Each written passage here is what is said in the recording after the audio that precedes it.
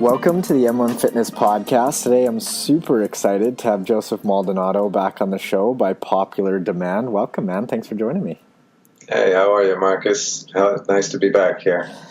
Now, for the folks that didn't get a chance to listen to our first chat, episode number 30, titled Emotional Fitness, can you just give them a brief background around how you initially got into coaching clients through the mental and emotional elements in their lives? It's always started off interested in any kind of spiritual, occult, psychic science work back in the 70s, and that's kind of what it went by. And of course, psychiatry was always a great interest of mine. So I got jump started with that, and through the years, through my studies, through my self work. In these different areas, and including in healing and other things of that nature, and ultimately by the 90s into communications, and communications as a discipline, which I used to replace psychology as my primary discipline. I wound up realizing that it needed to be subset into the whole idea of emotional bodybuilding, I would call it. Emotional work. We focus on the physical. It was a higher degree of mental, but not enough, in the emotional work. And I always found that the grouping of mental and emotional together was problematic because it just didn't attend to our emotional body's needs as much.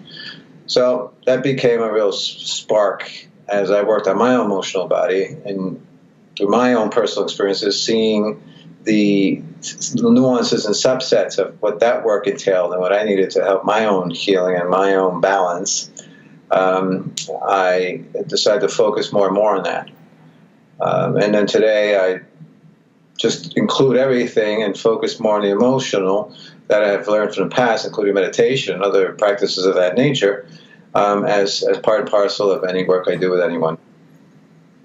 Very cool. Now, I'd love to get into some of the differences and nuances around things like motivation, inspiration, willpower, discipline, and then ultimately sustainability, because I think that distinguishing how these things differ are really important long-term for whole body health. So as far as motivation goes, I hear folks saying all the time how they just need to get motivated in order to eat better or to move more or to look at their emotional bodies like the work that you do. So is motivation something that we can tap into, or is it typically seen as sort of an outside coming in thing where we just happen to be or not be motivated? Or how do you think about the concept of motivation? Well, I think both exist. There's an internal type of motivation that one can develop and also external motivation. Now, we're top-heavy on the external motivation in the society, where it has to come through some form of rah-rah kind of approach through a coach or what have you, through the building of self-confidence rather than self-esteem, but pushing that confidence thing. With different visuals and goals and just things that try to keep us going from the outside in. Now, internal motivation is quite different, and the main difference between the internal and external motivation is time. You see, with external motivation, you got to do this daily. You got to build daily to have that momentum. Internal motivation is something that begins with practice. And so you practice something. Let's say you practice meditation, or you practice yoga. You practice these things. You practice breathing exercise. You practice stillness. Whatever the practice, maybe you practice the piano. Right? Whatever the practice is, that is in place on a consistent level of basis. Even if you don't feel like doing it, you practice, and that's usually guided by a system or a teacher or a coach or what have you, helping you along in your practice. And you practice until you build a discipline. You see, once you have a discipline, then it moves itself. It's now a motivation that functions and moves you whether you want to do it or not. myself going to the gym for 30 years, off and on, but 90% on. I've created not just a practice of going to the gym, but a discipline so that when I don't want to go, I go. Right? It's just part of my discipline. I don't have to give it much thought or energy. It takes very little energy for me to get there. My practice of meditation through the years, which led to the discipline in meditating, same thing. When I go through a difficult time in my life, and I need to meditate 1 or 2 hours a day, kicks right in. I have the discipline. Now, if my discipline was in piano, I could use that same kind of thing to do other things, because when you have an internal discipline in anything, you can translate that. You can transfer it to something else. And so the movement, what you call the motivation, the thing that motors you to move along, that has you get up and go, is something that is now sustainable. You use the idea, you ask the question of sustainable. You see, inspiration is like a starter in a car. And a starter in a car is only used to start the car, and then it's dormant the rest of the while. So inspiration is meant to get you started, and so that you can then eventually get the motor going, your motivation. When you take these steps, and this is the problem with self-work, and that is, it's not sustainable for a lot of people. What it's involved in self-work is the unwillingness to practice. Because we do get a daily satisfaction when we're dealing with external motivation. And there is, a rush, a high. It's a vertical experience. When you're going to build internal motivation, you have to understand this is a horizontal project. And so you've got to walk the path of constant practice until you get to the point where now it just becomes a discipline. And now it runs itself, practically. And you continue on. I had an old friend who was a bodybuilder, and when I met him, he was really out of shape. I didn't know he was a bodybuilder. He was overweight, and he showed me a picture of himself when he used to exercise. And he was, he competed, and it was shocking. At first I didn't believe him when he told me, just from the looks of him. He just seemed like the lazy, overweight guy. And he shows me this picture. And he said to me, if I feel like it, if I really set my mind to it, I can get back to that place. And I'll get there much faster than you, who's working out all the time. Right? Because of the discipline he developed. So internal motivation is linked to discipline. And it functions together, where external motivation, you don't really need discipline. You can just do a little practice in your day, and that's what we call motivation. So when you type in the word inspiration into the internet, you're going to get hundreds of thousands, if not 1 million, different websites that are linked to inspiration. You get a little less with motivation, just a little less. And then you get even less when you're talking about self-work and love, ironically. Because now the practice that's involved and the disciplines that involve in clearing yourself out to become more loving doesn't have an immediate payoff, and hence less popular. So internal motivation is not as popular, but sustainable. External motivation is not really sustainable. You'll have your periods, but it's not really sustainable. Now, can you make it sustainable if you link it to internal motivation? Absolutely. Right? You combine the two, then even some external motivation can be sustainable. But many people, like I said, are top-heavy in the external motivation. And so, it's a constant push until it doesn't work. And that's why a lot of people who go to counseling sporadically or practice yoga sporadically, or these different things that they do sporadically, nutrition sporadically, exercise sporadically, can easily fall away and then have to start all over again practically. Right, and I think you alluded to this a little bit, but I really like your distinction between confidence and self-esteem, and it seems like those two tie in with something like motivation versus discipline, confidence being more related to motivation or external motivation specifically, and then self-esteem being more related to discipline, because once it's built, it is much, much harder to tear down. You can almost fall back on it. But can you elaborate on that a little bit? Yeah, it's like the difference between renting and owning, right? Confidence is something you rent, something you have to pump up on a daily basis, right? I've said this conversation so many times. It's a confidence job, right? A con person, a con man, is someone who is running a confidence job. It's a con. And so self-confidence is a type of self-delusion, self-conning yourself. And you got to keep doing it because it'll fade, right? Because it's like a rental. Now, self-esteem is something you own. It's something you build. It's something that you sustain a degree of experience and quality in, that it becomes part of who you are. So it becomes an expression of you. And so when we powerfully work at something and build something within ourselves, we own that. We like that old friend of mine who looked at me dead in the eyes and said, "I know what I look like, but I could look like that, and it won't take me long." He had the esteem to be able. He knew he could get himself to that point. Right? Because he had put in the time, quality, effort, understanding that it's taken. And I 100% believe him. I've seen it done, so I get it. And so, again, we're referring to external versus internal. Yes, it's built from within. It's from the internal, the esteem, and the confidence is from external. But again, can they cross over? Well, yeah, you need confidence to get to esteem. I got to con myself in the beginning to think I can do something that a part of me doesn't believe I can do.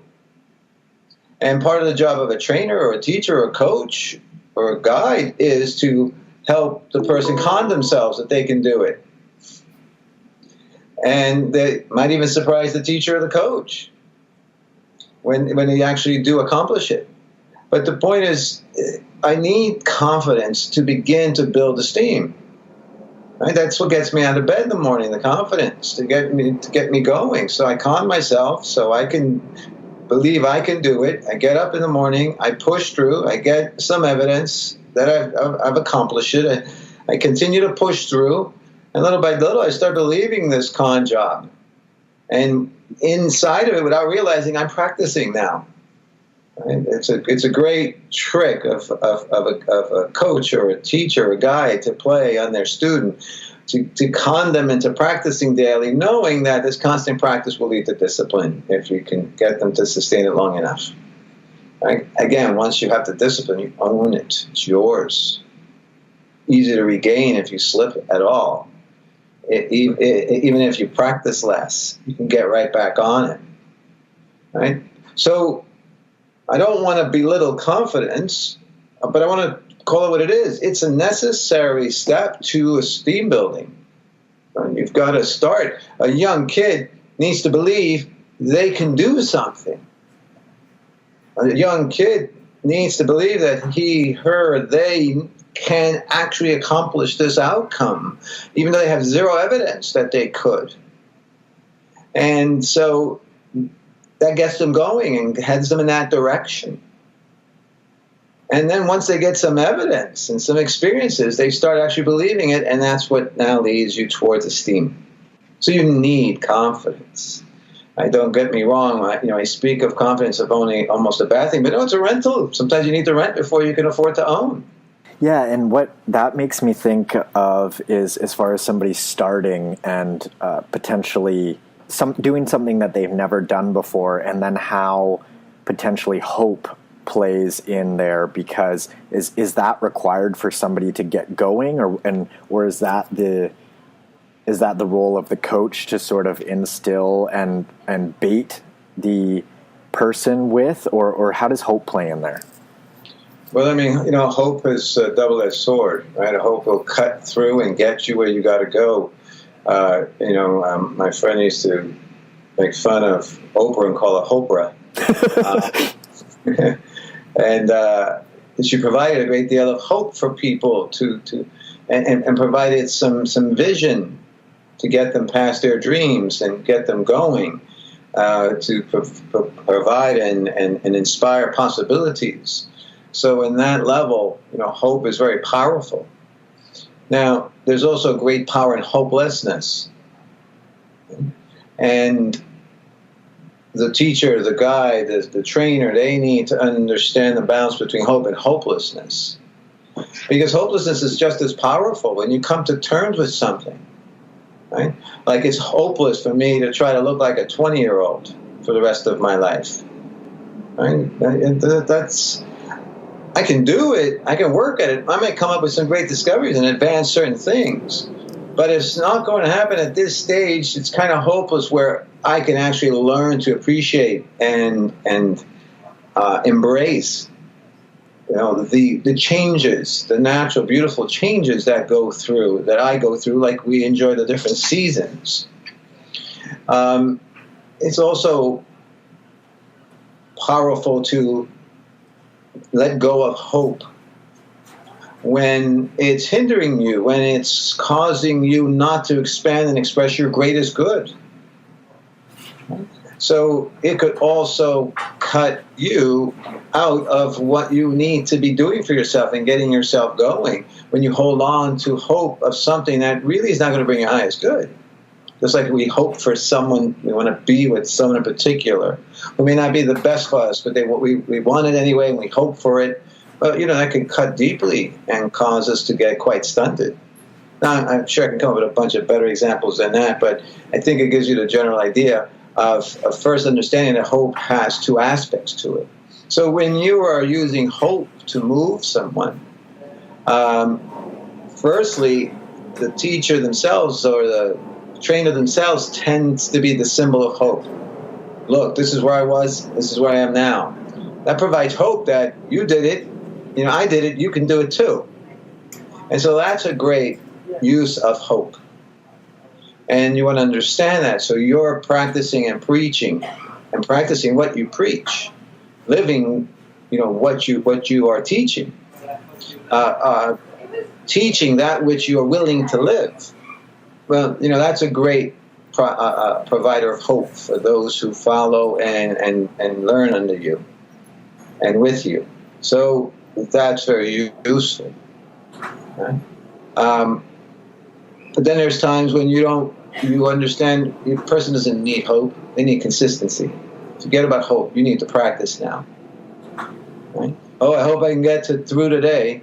No, we're going to get through today, step at a time, do your practice. Hope's got nothing to do with it. And so those little nuances of knowing when and when not to use hope is important in someone in your position, in my position, and what we do with people. Now, for the individual who's listening and how they use hope, they want to understand that also. What is driving me and providing me to achieve my highest good and to be my highest good. Whatever I gauge good to be, that good at its highest point, rather than good enough.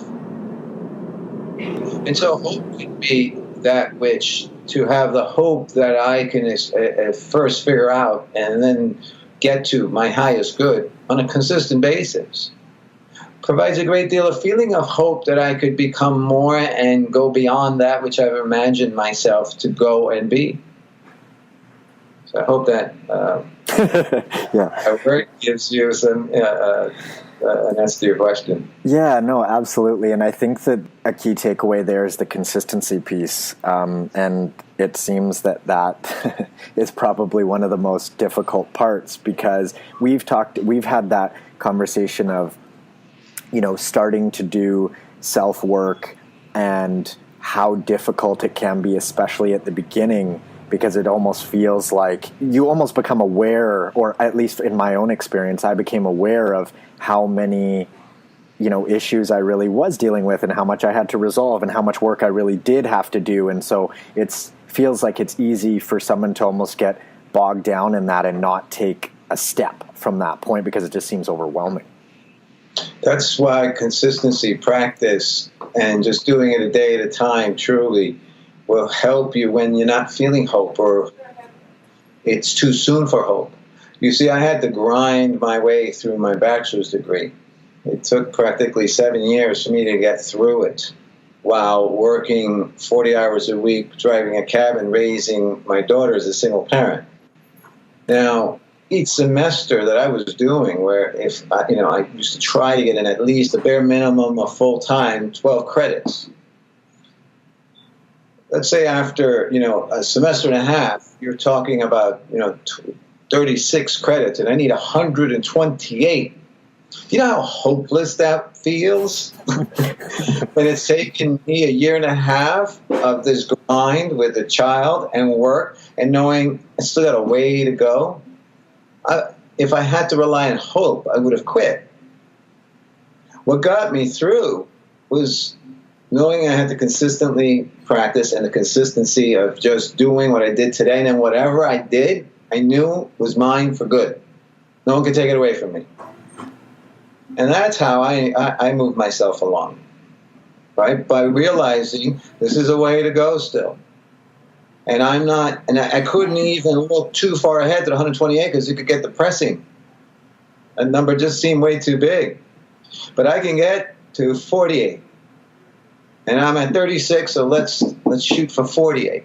So I shortened up the goal and moved along in that way. Slightly using hope to get to 48, but it really wasn't hope. I knew that I just had to be consistent. And I can chip away and get this done.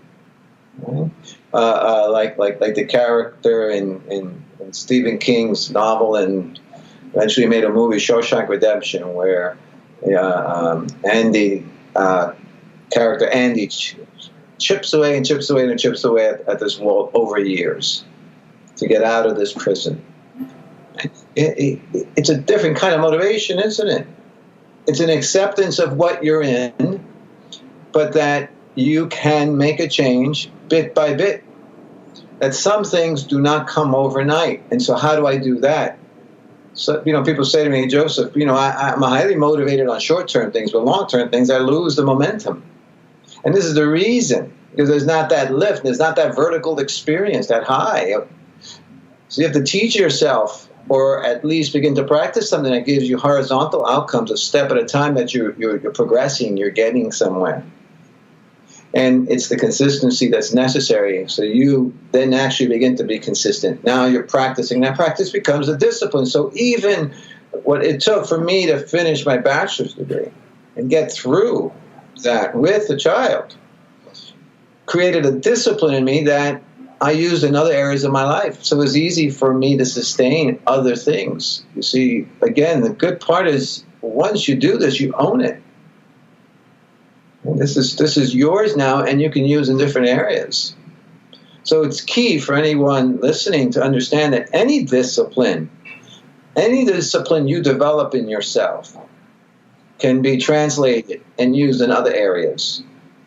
Once you understand the fundamental way in which you got through to that discipline, which includes consistency of practice, that eventually builds that muscle that has you now be disciplined until it works itself and moves on its own. It becomes a part of you. It's like your arm is a part of you and moves on its own. You don't have to always think of what to do with your arm. It becomes like a reflex. Right? Somebody throws something at you and you grab it to catch it. It's a reflex at this point. You've built that. Right? Rather than block, you will go to catch. That comes from practicing until it becomes a discipline. Right? And so you wire your brain that way, and now your brain, the more disciplines you have, the more disciplined you'll be, and the faster you accelerate as the years go along at the different things you take on. In a physical sense, the progress is visual and it's very tangible, if I'm losing weight or something, for example. But with my work with you, I've found it a little bit more difficult because of the emotional realm is not a physical, tangible thing necessarily. And what I shared with you maybe 2-3 months ago was the sort of underlying sadness that I had felt since I could remember, and then all of a sudden it had dissipated but I didn't. I had to sort of think about it and acknowledge the fact that it was actually gone now, because I was just so used to having that running in the background. So more of a statement than a question, but how folks can sort of assess their emotional progress in different realms when it's not as visual or physical. It's easy, of course, to assess your emotional progress when the pain, the hurt, the injury is like a toothache, where it's keenly there, and it just takes a matter of going and getting it taken care of. And one day at the dentist's office, and now you forget by the next day you were even going through excruciating pain the day before. Right? Because it's more of this very specific topical type of pain or injury that can be handled immediately. But then there's those long, deeper rooted, primal wounds that we all have suffered, and traumas that we all will suffer by the time we're 13 years old, every single one of us. That because we're only 13 or younger, and our brain hasn't fully developed, and our awareness is incredibly limited, that it just takes root and we don't even realize it's fully there. That becomes the harder ones, that when you work on it and use some of these practices, you're not fully aware it's causing any difference because of how deep set it is. But even that, you can begin to see slight changes with your practice of awareness. So it's upon the student to know that they have to practice self-awareness to catch these emotional shifts and changes. When you get some instant change with work with certain people, trust me, it's not the deep-rooted ones. Right. It's more like the toothaches that might occur like the deep-rooted ones. And if you don't deal with a toothache, it'll last a while, so it'll seem deep-rooted. But it's only as deep as the roots of the tooth itself. There's things much deeper rooted than that we come into this world with. So, yes, those are harder to see. So you first have to build, it's just like asking me, how do I look at the stars? And the first thing I say to you is get a telescope, right? Because you need something more than you're normally using, which are your eyes. In this work, you got to build self-awareness, being present to yourself, self-observation. That becomes your telescope, because after a while you create you develop a certain objectivity in seeing yourself, in the practice of seeing yourself. You become more and more objective, so you actually catch these nuances of emotional shifts in you. I don't know it's windy unless I look out the window and see a tree shaking. Right? So I have to be observant and know to look out the window to see the trees shaking. So this works in the same way. You want to understand if there's been a shift in you. You want to see, you want to look in the area where it's been most problematic. You might even want to test yourself and put yourself in a certain situation to see how you react. It's like the old saying says, anyone can be as peaceful as a monk up in a mountain, but can you maintain that walking around, a busy city with the hustle and bustle and people bumping into you? Right? Now you get tested to see if the emotional growth has kicked in. Now, to lie to someone and say you can see your emotional shift and reaction by you feeling good or better is problematic, and that's what drug companies promise. Right? But what it really does, it cuts you off for a period of time or creates a wall between you and your roots. True happiness is actually peace. It's not happiness. And peace comes from when those roots have been now finally uprooted. Those roots of pain, trauma, and wounds have been fully uprooted. And one gets a sense of peace. So what really starts happening is it's not that you feel good and happy. You start actually feeling more peaceful. So that's another piece of evidence that something's changed. You're not as moved or frustrated or angry or jealous or upset as you once were. So you start seeing that. But you need a telescope to begin to see this. You need the practice of self-observation, watching oneself like a scientist would be watching you. like an anthropologist, like a sociologist would be watching you until you get to see the mechanical way that you operate.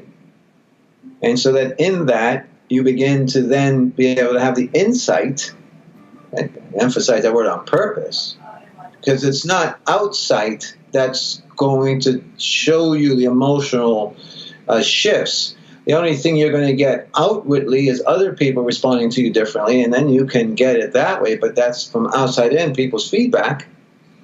But the insight of being still enough to see, oh, wow, I'm managing and handling these things differently. So what I'm really saying is, no, there's no quick, easy, overnight understanding when you're dealing with deep emotional changes and shifts. That needs time and space to be processed and cleared out. And if someone said to you, and and they were, they're like 100 pounds overweight, and they say to you, I want to be competing in a bodybuilding competition in 6 months. Well, that's kind of silly. It's going to take time and space to do that. Now, if someone comes to you and says, I have some deep-rooted pains. I had sexual abuse when I was a child. I was beaten, or I was abandoned. My parents were. I found my parent dead when I was 5 or 6. Well, that's going to take time and space to get in there. Whether you want to do it through a slower process but powerful and talk therapy, or the other extreme in a deeper, more direct, less verbal, less picturesque process like meditation, or something like Vipassana meditation, where you strictly are just going to the sensations, not even knowing what you're targeting. You're targeting all of it. And so you want to know a shift or a change in that. Well, it all depends on how much work you want to put into it. You put in a lot of work, you will notice the emotional changes in you. You put in constant work, you will notice the changes like in anything else. We just have to be careful, because today we're trying to sell self-help as a quick fix, overnight, shift, and we really have to educate people, just like we've educated people physically, that it takes more time than they want it to take.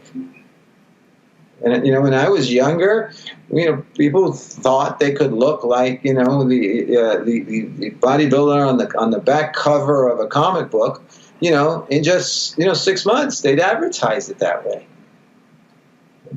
And now we have to educate people, like, no, you got to first learn. You have to slow up here, slow your roll. You got to learn it. You got to learn nutrition. You got to learn form. You've got to learn how to work with weights. You've got to learn about cardio, carbs, protein. And so today, no one really has that delusion, because we finally have developed insight that provides the patience. So I'm trying to provide the insight so people can be more patient, that, hey, this is a lifelong thing. You will see shifts. You want to first see some immediate things. You need to be able to see yourself objectively, because if you're relying strictly on external feedback, that may or may not be enough, because it all depends on how many people you interact with and how much you interact with the world. The more you interact with the world, the more feedback you're going to get. But if you're not objectively aware, you're not even going to hear or see the feedback you're getting. And so that's up to you how much you want to see in your emotional improvement. Okay? But you can, if you do that. Right. And I think that by the sounds of it, it sounds like with the outside, if somebody is choosing not to look at the inside aspect of things, there might be a tendency to think that the world is sort of, or life is happening to them, as opposed to them influencing their own life. If there's just like, you're looking at feedback, somebody's looking at feedback, and it's like everything, it's just kind of landing on them, as opposed to the drivers internally in them that are, life revealing itself. Does that make sense? Yes. I mean, listen, it goes back to the concept of self-help and what it is. And the two-dimensional fact, the way in which we look at self-help is very limiting, right? Now, self-help is me helping myself internally and externally. Helping myself by practicing, building disciplines, seeking out answers to questions and teachers. It's also asking for help externally. I'm helping myself by asking you to help me. That's self-help. Right? It's not just me helping myself with no other thing coming from the outside in also. I also have to help myself from the inside out, right? Like I said, practicing, being still, observing. So self-help, looked at externally and internally as a single concept, shifts everything. So then you understand it's both. You never do separate the external and the internal. For it, proper self-help has to have both. Otherwise, it's not self-help. Right? It's just external feedback or internal introspection, where you maybe go into a hermitage and you remove yourself. And so each one develops something different separately. But true self-help is the use of both and a combination of both. I may have gone off track here. I'm not sure I'm answered your question, but what do you make of that? Well, yeah, I think that's such an important distinction because in my own experience, at least, reading, a self-help book or two, and then I'm just sort of stirring in my own thoughts and internalizing that without getting, for example, feedback from you, an objective view, and then your expertise on what I'm going through is just so much more valuable than just reading these words and I'm sort of filtering it through my own internal dialogue and all that sort of stuff. Yeah, well, Anthony Robbins speaks of it in terms of how our brains are wired, and some of us are wired internally referenced versus externally referenced, and that we need actually both. So if I'm internally referenced, I'm going to help myself and I'm only going to look to myself for my choices and decisions, and I'm not really going to get feedback from external sources. If I'm externally referenced, I don't really see myself, so I'm going to seek outwardly to try to get feedback externally to know what I should do. And you need both, a combination of both, so that you can more powerfully be referenced to be more informed to know what to do with your lives. Like I tell my clients all the time, new clients, I say, you have two eyes.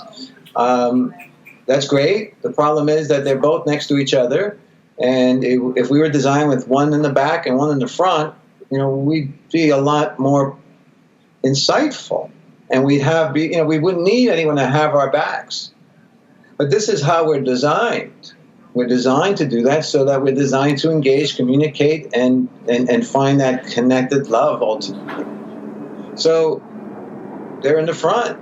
So my job is to provide two more eyes and give them more perspectives. I'm not here to provide answers. I'm here to provide perspective that's more powerful than just answers. And so I give them a different angle from my point of view.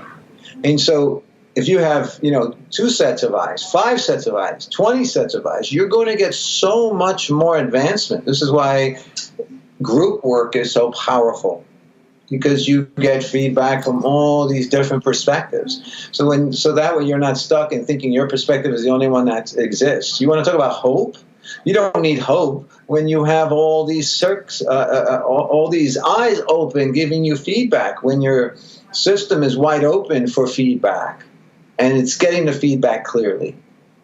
An old professor of mine defined an adult as one who sees their selves and their needs clearly and sees the other and their needs clearly. And he said, once you have it going both ways, that's the definition of an adult. And you're not an adult until you can do that. Right? So again, the idea of in and out is almost madness and splitting yourself. We live in both worlds. We live in the middle of two infinities. I said that the last time we spoke. Externally, it's infinite. Internally, it's infinite. We get to travel right in between these two and pick from both. So it's not a matter of which is better. Both are better. Why settle for one or the other? Right? You can utilize both. We're just raised and trained and conditioned and commercialized as consumers to prefer the external. That's the only reason the preference is there. It's conditioned. right? Because we're not taught how to also reference from internally and get feedback from the deeper aspects of ourselves and levels of ourselves and combine them. So, we're top heavy again, top referencing the external. And so then from that alone, we believe there's a split. But there is no split. It's all one. You're there experiencing it all. So to the degree of how much or how little you experience it depends on you. And how to understand whether it's working or not, it's the same way externally of how you determine if something's working on it. You check on it, you observe it, you watch it, you see if the water's boiling yet before you stick your eggs in there. Right? It's the same thing. It's the same exact thing. So if you're looking internal, you do the same thing. You observe, you watch, you see if the shifts have finally occurred. You go through it, you put yourself through similar experiences to see if something has finally shifted in your reaction and response pattern. This football player, Kareem Hunt, was just kicked off of his NFL team for hitting and kicking a woman. He was interviewed and asked if they had interviewed him and asked him any questions, the NFL and his team, and the answer basically was no. And they asked him, would he consider therapy? And he goes, I might consider it. Now, that's the problem. Right? He's unaware of how extremely off this type of behavior is. He says it's not him. It's not like him. So if this is not him and not like him, not doing therapy is not the way to find out if this is the truth or not, or whether this is you, a part of you that's being provoked to become that violent and express that type of violence, not to be able to balance the violent sport you're in with and being able to know where pick and choose and not to do it to your children or the people in your lives.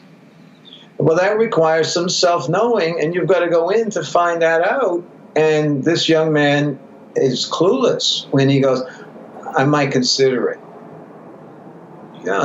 That's the problem. He's externally referenced and doesn't understand and is not educated enough in the importance of working in and out. Right? In and out. Right, yeah. And one thing I want to circle back on is you mentioned the age of 13 around trauma and that being in a way ingrained and set. Can you elaborate on that a little bit? Yeah, it's said in psychology and other areas that we all experience some degree of trauma, whether it's a feeling of abandonment or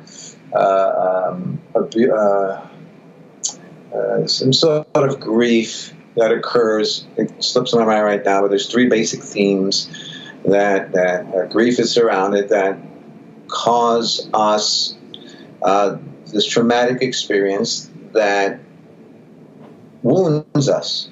And we all have this basic wound now that we go forward with, not fully understanding, again, what has caused it. And it can be something major, like a divorce or a death, or something which would be seemingly minor, like, a child in your class rejecting, your Valentine's Day card. Right. And that feeling of rejection. And the profound wound and course that it begins to take in your life, and everything in between. And we also have to know how magnified our childhood is to us, because it's still a new world for us that we haven't become accustomed to. So what has a minor effect to you today would be major at such a young age, because it's magnified. It's all new experiences. So this is why, clearly, by the time we reach 13, we have had some form of this kind of betrayal or abandonment, or other things that cause us to now feel loss. The grief defined as when your dreams and illusions have been shattered. Right? Your dreams and illusions of what the world is like suddenly get shattered. Everybody experiences it by the time they're 13, in one form or another. And that then begins to be how the theme, and that wound theme is how you begin to go forth in your life and respond from. Does that answer your question? Yeah, absolutely. And it makes me think of how if everybody experiences that by age 13 or sooner, how relative it is, because I think it was Tom Brady's wife, Gisele Bundchen, wrote a book recently about how the struggles that she's gone through and how she felt like she didn't have the opportunity, or she wasn't allowed to experience sort of, just hurt, trauma, whatever, because of, from the outside, how amazing her life would seem to other folks. Like, she's financially stable, she's got a great marriage, kids, all that sort of stuff. But she felt like she wasn't entitled to feel that way because externally it would appear that she has, the quote unquote perfect life. Yeah, not every fruit shows its rot. And so, some fruits and vegetables have a strong cover and looks fine, and you open it up and it's rotted on the inside. So with her, her external, hard, clear life of abundance and maybe even some privilege, hid some of the rot that she finally spoke forth from. One does not affect the other as in terms of shifting as much as you would think. You work at building your bank account and your career. That doesn't necessarily mean you're touching upon any of whatever is not working or rotted inside of you on the inside. It would be like the proverbial hosing down the wrong house during a fire. Just because you're hosing down a house doesn't mean that you're accomplishing shutting off the fire in the other house in the corner. Because they're two different locations, different places. The problems are in two different places. Again, this silly belief that the external represents everything that is what causes this type of misunderstanding. Now imagine raising children to understand that both exist. And you can have things looking very pleasant externally and it not be that great externally, or feel so wonderful and solid internally while things aren't quite pretty externally, right? That happens too. Some people just are fine with that. They sit inside themselves and they choose to take it as it is. They choose to put themselves in situations to help others in their hardships when they build that. But it's much more difficult to do it in reverse. I can take that's the difference. I can take this internal shift and growth and strength from within and affect my external much more effectively than I could throw money at my internal wounds. It's just going to bounce off. But again, we're raised to focus more on external accomplishments before we go internal. But nothing's more powerful or more effective, I should say, than building internally. If you want to affect the external, it's a much faster process. And so I saw that as a kid and realized that's what I want to invest in. I want to invest in my internal because I know it'll make my external more livable and happier, peaceful. And so when I come upon another area of wound that, let's say, has been hidden from me, or I go deep in meditation and find other areas that are now very deep-rooted, that are fundamental, primal, and I need to deal with it. It helps greatly if my external's at peace and taking care of itself, so I can go in and do that work. Again, it supports each other. So I also understood I couldn't give up everything external. I still had to get my education and take care of other things, but always with the eye of putting more internally than externally, because I understood that it's easier to balance that way than the other way around. So I got Bill Gates' money, but now I got to deal with, or Steve Jobs' money, but I got to deal with the fact that I was adopted, abandoned. Who knows if that was part of what caused him to die so young. Right. Oh man, that's. I feel like that's an awesome place to start wrapping up. Now, if is there anything that you want to mention that you think would be useful or applies to the conversation that we just had that we didn't get to or I didn't ask you? I can't think of anything offhand other than the true work of this nature, following a teacher, whether you want to become physically fit and healthy, whether you want to become spiritually or mentally or emotionally really healthy. you want to understand that it's a quality act, right? It's requires the approach of a Renaissance person, where you are choosing to slow up and fine-tune yourself as the living work of art that you are. And that if you were able to just slap it together overnight and the world loved you for it, you would actually feel quite empty, because you'd realize it doesn't have a lot of you in it.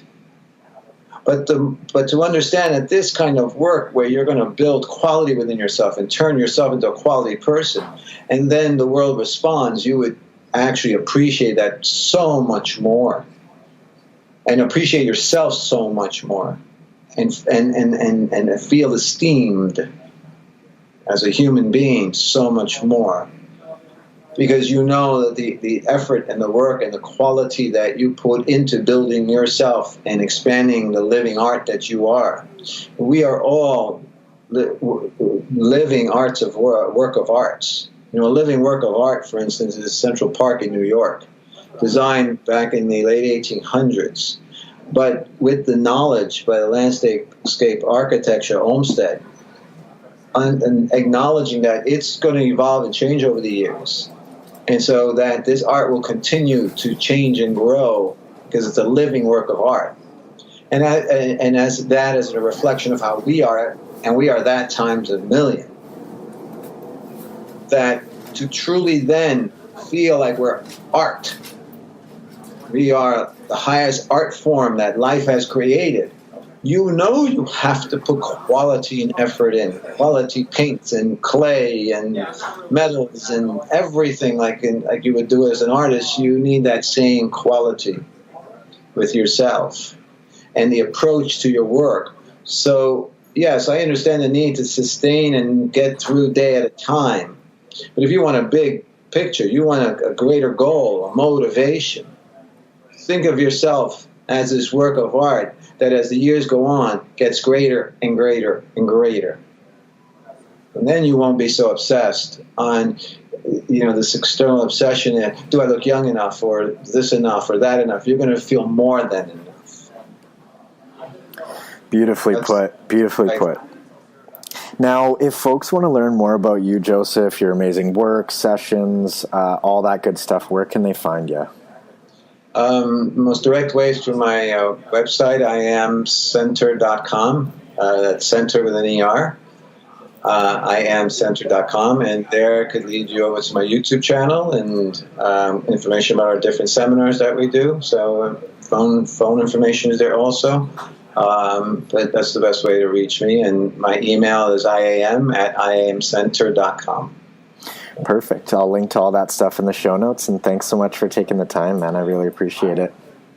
You're more than welcome, and thank you for providing the space and time for not just me, but others in this endeavor to help people find ways and methods to form themselves into great works of art. That's my commitment. I love walking through Central Park, and every time I get the chance to go to New York to see what it's become, and that's how I feel with the different people in my lives and my interactions with them. And that's how you can feel with yourself and those in your lives when you commit to this. So it's a worthy commitment. I totally agree. All right, guys, I'll catch you on the next episode.